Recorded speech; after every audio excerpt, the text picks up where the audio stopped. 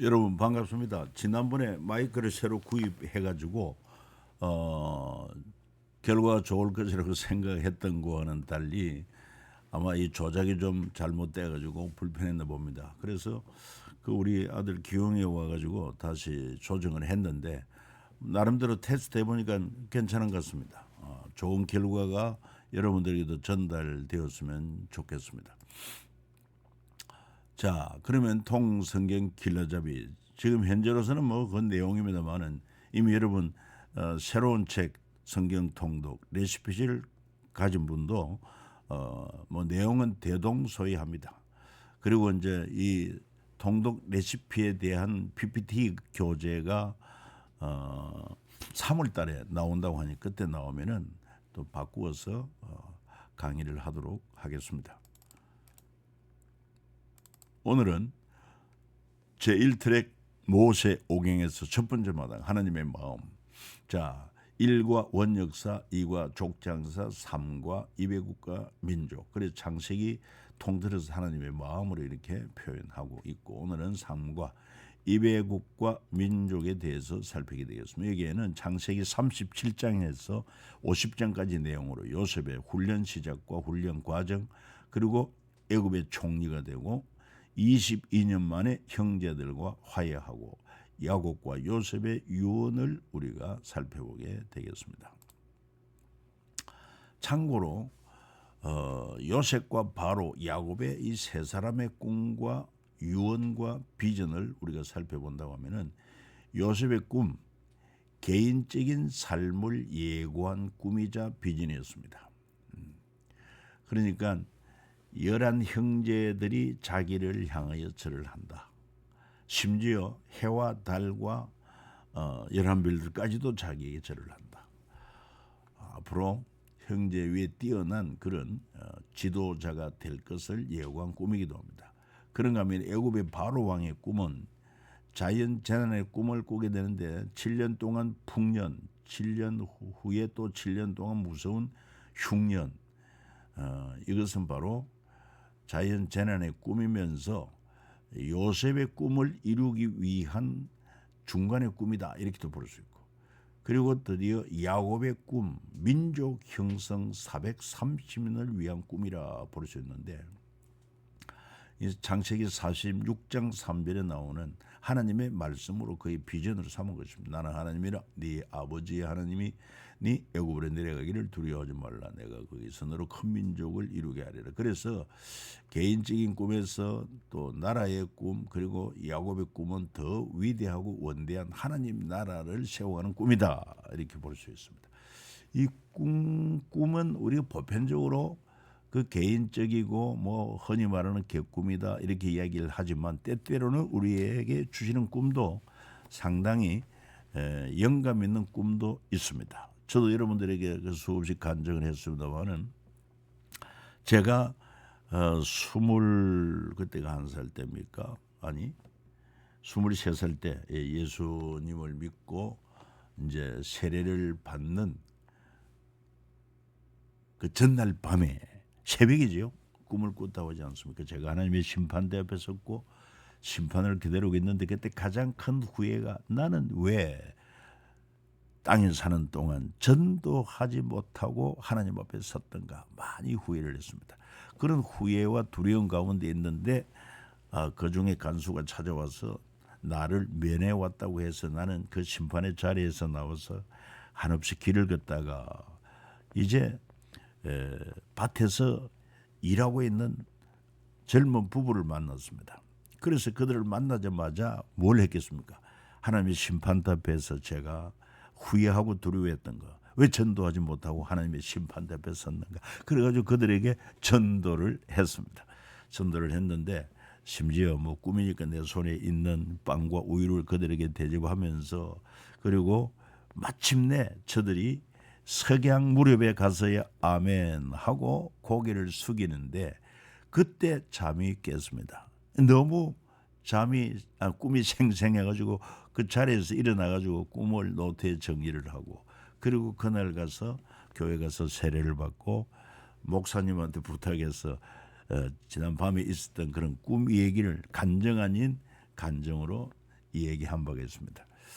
그래서 그런지 하나님께 결국은 그런 꿈을 주시고 그 다음에는 또 부흥사 목사님 오셔서 안수 기도를 하면서 형제는 앞으로 신학을 공부했으면 좋겠다 그런 꿈도 주시고 그리고는 제가 또 이제 장례를 결정하는 중요한 순간에 금식기도원에 가서 한 3일 금식기도를 했는데 마지막 이제 금식하고 내려오는 시간쯤 되었을 때 로마서를 읽어가는데 3장을 읽다가 내가 죄인이라는 사실이 그동안은 뭐 교회 가면 늘 듣는 말이 우리 모두 죄인이라는 말을 많이 들었지만은 내 가슴 속에 꽂히는 죄인이라는 그 죄인의 본질적인 그런 상태를 내가 인식을 하게 되고 그리고 이 죄가 얼마나 무서운지 죄 때문에 모든 고통과 죽음이 왔고 영혼의 형벌이 있는데 여기서 구원을 얻을 수 있는 유일한 길은 바로 예수 그리스도밖에 없다. 예수 그리스도를 믿는 믿음만이 하나님 앞에 이롭다함을 얻고 그리고는 구원을 얻는다는 확신을 가지게 되고 그래서 하산에 해서 목사님과 상담도 하고 그래서 신학을 공부하게 되었다. 오늘 이 자리까지 이르게 된 것을 알 수가 있습니다. 그래서 이런 꿈은 어떤 개인에게 준 꿈이지만은 상당히 영감 있는 그런 꿈이 있기도 하다 하는 것을 알 수 있습니다. 자, 그리고 요셉이 채색 옷을 입었다고 말하는데 그만큼 아버지의 사랑을 받은 아들이기 때문에 그렇습니다. 여러분, 요셉에게 4명의 아내가 있지만 가장 사랑했던 아들은 라헬 아닙니까? 라헬을 통해서 낳은 아들은 11번째 그 모두 야곱의 12아들 가운데 11번째가 요셉이고 12번째 베냐민입니다. 그러니까 이 요셉을 위해서 상당히 아버지가 총애했던 것을 알 수 있고 채색 옷을 입혔다. 그런데 결과적으로 이제 이 요셉을 치게 하는 형제들이 그 양을 치던 그 목장에서 아버지 심부름은 요셉을 어떻게 합니까? 채색 옷을 입고 온 그 요셉을 죽이자. 죽여서는 또 뭐 하겠느냐? 애굽으로 팔자. 그래서 팔고는 그 옷을 그냥 짐승을 잡아 피에 묻혀가지고서는 아버지에게 보이고 이게 요셉의 옷이 아닌가 보세요. 아마 아이는 찾지를 못했고 옷만 보았습니다. 이렇게 함으로 요셉이 짐승에 찢겨 죽은 것으로 결국은 아버지가 속게 되는 것이죠. 아버지를 속였죠, 형제들이. 그러니까 이 성경에 나오는 채색 옷 상당히 그 당시 채색 옷이라면 대단한 옷입니다. 참고로 로마 황제만 입을 수 있는 옷은 보라색 옷이었다고 합니다. 로마 귀족들의 옷은 자주색 옷, 평민들은 흰색 또는 회색 옷을 즐겨 입었다. 성경에 나오는 자주장사 루디아는 귀족들을 상대로 옷감 파는 여인이었던 것을 알 수가 있습니다. 자, 그리고 요셉의 학교. 요셉은 가정학교에서 신앙교육을 17세까지 잘 받았다 하는 것을 알 수 있습니다. 그리고 애굽의 종으로 팔려간 후에 보디발 가정에서 보디발 집에서 실물 경제 교육을 받았다고 볼 수 있습니다. 약 10여 년간. 무슨 얘기냐면은 이 요셉이 아주 총명하고 또 민첩함으로 보디발이 자기 집의 살림의 모든 관리권을 요셉에게 일임하지 않았습니다. 그래서 실물 경제를 배우게 됩니다. 여러분 어쩌면 우리들도 또 우리 자녀들에게도 어릴 때부터 이 경제 교육은 매우 필요하다고 생각합니다. 제가 목회할 때에도 왜 이 우리 자녀 다음 세대의 경제 교육이 필요한 줄 알아가지고 존 리라고 하는 그 당시 메리츠 정권 대표가 그분을 불러서 한번 강의도 듣게 했는데 여러분들도 관심을 가지고 정말 우리도 경제는 알아야 됩니다. 경제는 알아야 유대인들처럼 상권을 우리가 장악할 수도 있고 또 경제적으로도 풍요할 수 있고 그리고 그것을 바탕으로 선교도 복음사역도 잘할 수 있기 때문에 필요하다고 봅니다. 그리고는 결국 누명을 뒤집어서 감옥에 들어갔지만 거기에서 정치 행정 교육을 받게 됩니다. 이 간수장이 요셉의 총명함을 알고는 그 옥의 모든 재반 사무를 요셉에게 맡겼다고 했습니다. 그를 통해서 정치 행정 교육을 약 4년 동안 받게 되죠. 그런데 이 감옥 학교에서 있었던 사건 가운데 그 바로의 술 맡은 관원장, 떡 맡은 관원장, 그들이 꿈을 꾸고 고민할 때 요셉이 꿈을 해석해 주고 그 꿈대로 술 맡은 관원장은 복직되고 떡 맡은 관원장은 협의가 드러나서 처형을 당하게 됩니다. 그래서 술 맡은 관원장이 복직될 때 요셉이 부탁을 했지요. 나는 이런 사정으로 여기 와 있게 되었는데 당신이 복직되면은 나를 좀 생각해 달라. 분명히 확실하게 굳세게 약속을 했는데도 불구하고 술 맡은 관원장이 복직된 이후로 2년 동안 소식이 없습니다. 세월은 지나가고 사람은 있지만은 하나님은 있질 않습니다. 그래서 그가 30세가 되었을 때 그때 바로가 꿈을 꾸고 그로 인해서 이 술 맡은 관원장이 바로에게 꿈을 잘 해석해 주었던 요셉을 소개하게 되었고 요셉 앞에 서게 됩니다. 왜 2년 동안 잊었을까? 하나님의 섭리입니다. 어떻게 보면은 당시 공직에 오를 수 있는 나이가 30세로 봅니다. 대체적으로 성경에도 그렇습니다. 이 성전에서 봉사하는 나이도 25세 들어가서 5년 견서받다가 30세가 되면은 정식 그 이제 제사를 집례할 수 있는 그런 일꾼이 된다고 하는 것입니다. 자, 참고하시고 그래서 결국은 이 바로의 꿈을 듣고 해석을 해줌으로 애굽의 총리가 되지 않습니까?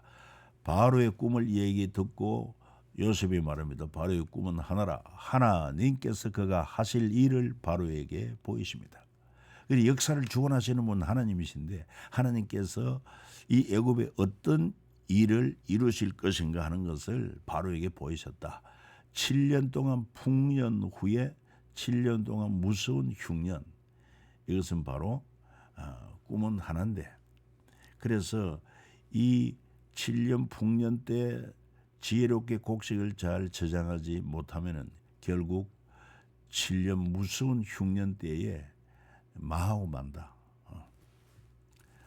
이런 상황에서 요셉이 대안을 제시합니다. 7년 풍년 동안 소출의 5분의 1을 거두게 하고 각 성읍에 분산하여 저장하고 새로운 공직 체계를 확립해서 위기를 대비해야 한다. 그래서 이런 요셉의 대안을 들은 바로가 감탄을 합니다. 이처럼 하나님의 신에 감동된 사람을 우리가 어찌 얻을 수 있겠느냐. 여러분 여기서 위대한 고백, 하나님의 영에 감동된 자가 최고의 지혜, 최고의 명철이라는 것입니다. 문제를 해결할 수 있는 유일한 대안이 되는 것입니다. 왜냐하면 성령은 하나님이십니다. 하나님의 지혜, 하나님의 명철, 하나님의 능력, 의상을 초과할 수 있는 사람이 없습니다. 오늘날 이 IT 시대, AI 인공지능 시대, 여러분 대단한 기술력입니다. 참으로 놀랍습니다. 그러나 이 AI 시대에 능가할 수 있는 그 지혜는 바로 하나님의 지혜입니다. 성령의 충만함을 입는 것입니다. 사모합시다. 그래서 애굽의 총리가 됐는데 총리는 권력의 핵심 아닙니까? 애굽의 14년, 풍년 7년, 흉년 7년, 14년 국가 비상 사태 총리로 임명을 받고 그 다음에 총리로 임명받을 때 금사슬을 목에 걸어주고 인장 반지 세마포 옷을 그에게 입혀줍니다. 그리고 왕의 버금술에 태워서 프레이드를 통한 총리 등급 퍼포먼스를 하게 하고 공식적으로 인정하는 거죠. 그리고 그 이름을 애굽식으로 고쳐 사브나 바네아로 이름을 개명하고 애굽 제사장 딸과 혼인해서 노예에서 이제 귀족으로 계급 이동 신분 상승이 되는 것입니다. 여러분 누구든지 예수를 믿으면 죄인에서 의인되고 하나님의 자녀되는 이보다 더 놀라운 극적인 신분 변화가 어디 있겠습니까? 자, 요셉의 토지법은 5분의 1 토지법, 5분의 4는 개인 소유, 5분의 1은 나라에 상납하라. 2000년 후 로마의 초대 황제 옥타비아누스 때까지 지속되었다고 하니 대단한 토지법이요. 요셉이 애굽 토지법을 세우며 그 5분의 1이 바로에게 상납되나 제사장 토지는 바로의 소유가 되지 아니하여 오늘까지 이르게 되었다 말합니다. 자, 그리고는 이 흉년 사건을 통해서 22년 만에 형제 화해가 이루어지게 되는데 때는 주전 19세기 요셉이 애굽의 총리로서 9년 차일 때 7년 풍년 지나고 2년 동안 흉년이 지속되었을 때 가나안 땅 브엘사바에서 곡식을 사기 위해서 요셉의 11 형제들이 애굽에 내려오게 됩니다. 그래서 1차 곡식을 사러 애굽에 내려온 야곱의 10명의 아들들, 그들은 요셉을 알아보지 못했지만 요셉은 형들을 알아보았습니다. 그리고는 여기서도 10명의 아들 중에 누구는 남겨놓았습니까? 야곱이 사랑하는 막내 아들 베냐민을 남겨놓고 남인 10명을 곡식 사러 보낸 것입니다. 왜? 또 요셉처럼 사랑하는 아들 베냐민까지 이룰까 했던 것입니다. 이 인간의 인지상정인가 봅니다. 자, 이 형제들을 만난 요셉의 해결은 너희들은 정탐꾼이다 이렇게 추궁을 하면서 뭐 적극적으로 해명을 하지만 너희들이 정탐꾼이 아니라는 증거로 너희가 말한 너희 막내를 데리고 오라. 그러면은 너희가 정탐꾼이 아닌 것을 인정하게 될 것이다. 그래가지고 한 명만 가서 데려오라고 그랬는데 생각을 바꾸어서 시므온만 억류시키고 나머지는 가서 베냐민과 함께 올 것을 요청을 합니다. 자, 이렇게 하는 그 요셉의 테스트의 의도가 뭐냐? 형들이 과거처럼 약한 형제를 버리느냐 버리지 않느냐 테스트하는 것을 알 수가 있습니다. 아버지와 막내를 여전히 자기들의 이익을 위한 도구처럼 그렇게 다루는지를 시험하는 것을 알 수 있습니다. 그래서 이 같은 그 아들들의 보고를 듣고 베냐민을 데려오지 않으면 우리가 다시는 만날 수가 없습니다. 그래서 결국은 야곱이 참 어쩔 수 없어서 내가 자식을 잃게 되면 잃겠다 해서 베냐민을 보내게 됩니다. 그리고 여기에서는 이제 이 요셉이 베냐민을 만나고서는 더 정이 애끓습니다. 그래가지고 형들을 연회에 초대해서 그리고 특별하게 베냐민에게는 말이죠. 다른 형제들보다 5배의 몫을 더해주는 것을 볼 수 있습니다. 아니 왜 그랬을까요? 왜 그랬을까요? 여기서 요셉의 테스트 의도는 과거처럼 형제들 사이에 질투와 시기심이 아직도 있는지 점검하기 위해서. 그래가지고 과거 요셉이 아버지의 총애를 받을 때 그 형제들이 질투와 시기심 때문에 결국은 죽이려고까지 했고 마지못해서 애굽에 팔아버리지 않았습니까? 그러니까 이 요셉이 자기 참 핏줄 베냐민에게 5배를 더 주었을 때 형제들을 살핍니다. 전하와 같이 역시 시기 질투가 있느냐? 그런 의미가 있다고 볼 수가 있죠. 그래서 결국 또 어떻게 합니까? 이들을 다시 집으로 보내면서 곡식과 그다음에 또 곡식값과 다 돌려보내면서 자루에 몰래 요셉의 은전을 집어넣고 그리고는 또 뒤에 사람을 급히 보내가지고 왜 주인을 은총을 배반하느냐? 우리 주인의 은전을 왜 가져갔느냐? 그러니까 전혀 뜻밖의 사건이거든. 누구든지 은전이 발견된 적이 있다면 그는 종이 될 것이고 죽임을 당할 우리는 다 종이 되겠다. 그런데 유감스럽게도 그 은전이 누구에게서 나오면 베냐민에게서 나오면 큰일 났습니다. 베냐민 죽어야 되고 모든 형제들은 다 종이 되어야 될 입장입니다. 그때 유다가 말하죠. 이 아이는 아버지의 생명과 같다. 그러니까 이 아이가 없으면 아버지는 슬픔 가운데 음부에 내려갈 것이다. 그러니까 내가 희생할 터이니 형제들을 보내달라. 뭐 이렇게도 이제 하고, 그리고 결과적으로 이제 극적인 형제들 간에 이제 화해를 하게 되는 것을 알 수 있습니다. 그리고 3차 야곱과 모든 식구들이 애굽으로 내려오게 되죠. 어쩌면 우리는 참 하나님을 잘 섬기고 하나님의 가장 기뻐하시는 사랑과 용서, 배려로 살아야 하지 않겠나 생각합니다.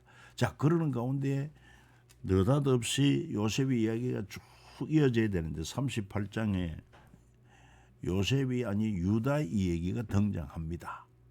유다 가나안 여인과 혼인하고, 그리고는 또 뭡니까?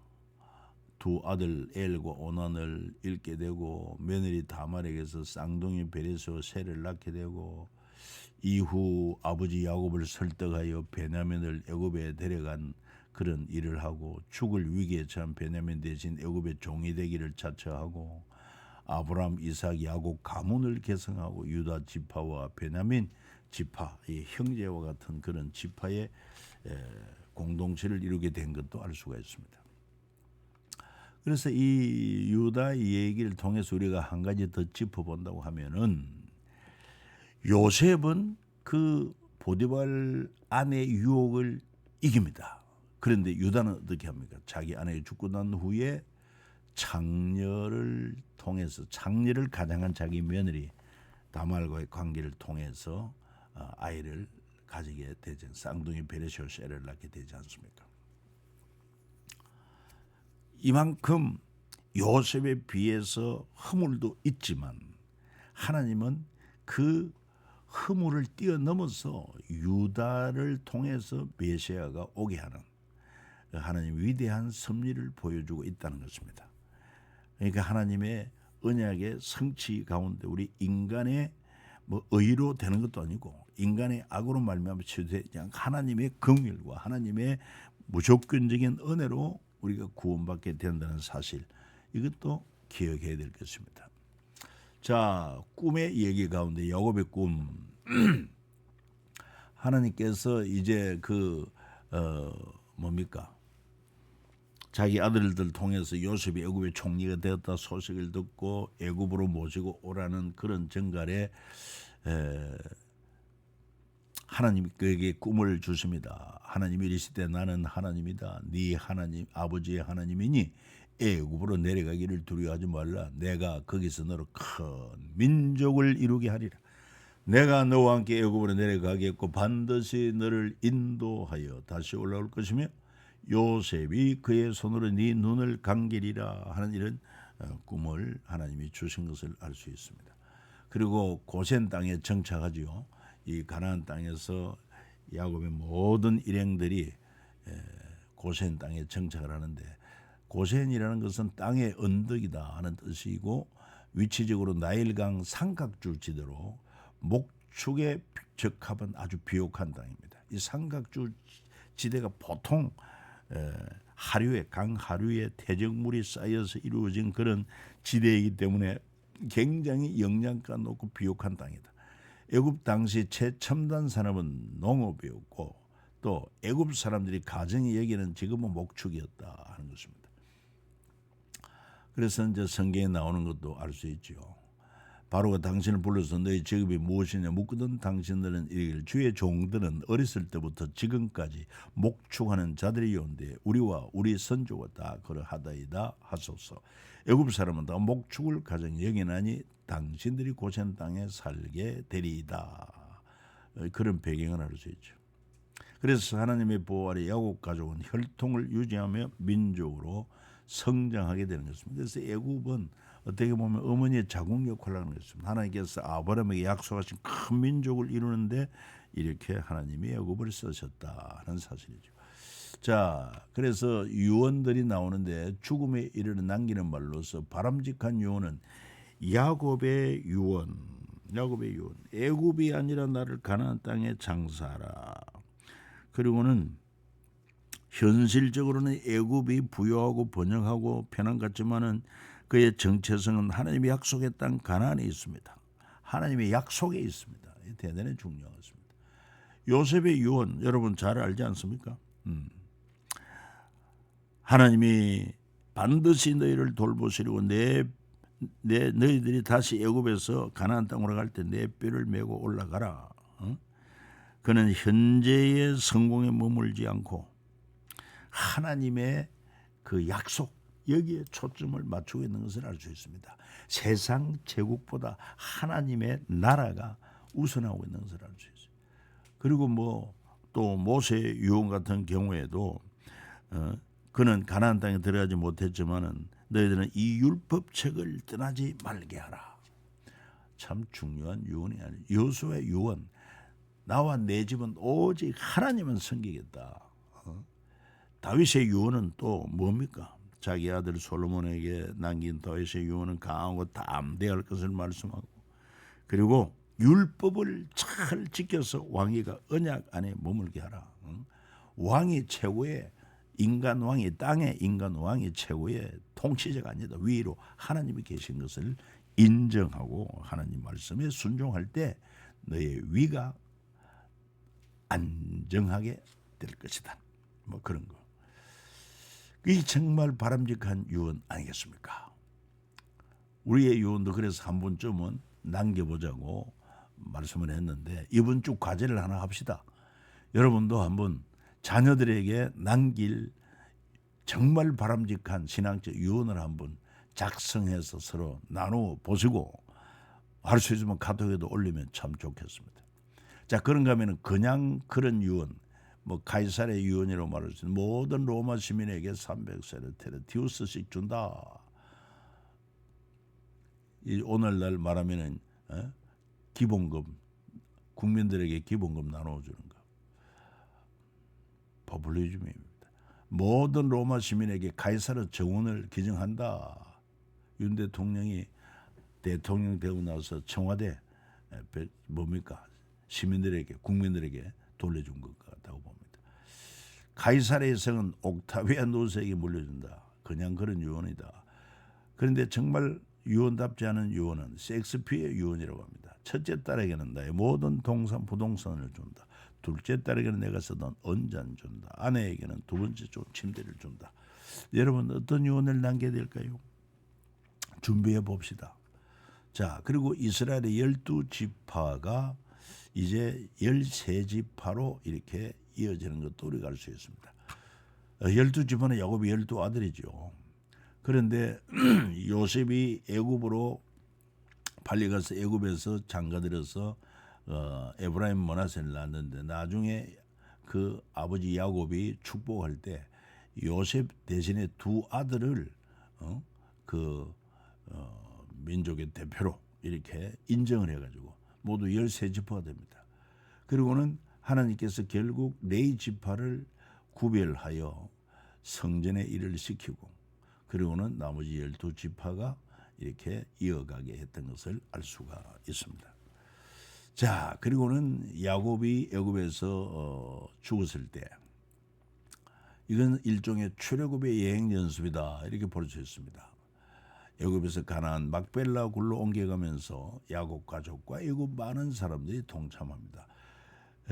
특히 야곱의 장례는 애굽의 국장으로 70일간 애도 기간을 가졌고 장례위원으로는 바로의 모든 신하와 바로궁의 원로들과 애굽 땅의 모든 원로들이 요셉의 온 집과 그의 형제들과 그의 아버지의 집 식솔 어린이들과 가축만 남기고 다 함께 동참을 했는데 그건 바로 뭘 의미하느냐, 이 출애굽의 예행 연습이다 이렇게도 보는 것입니다.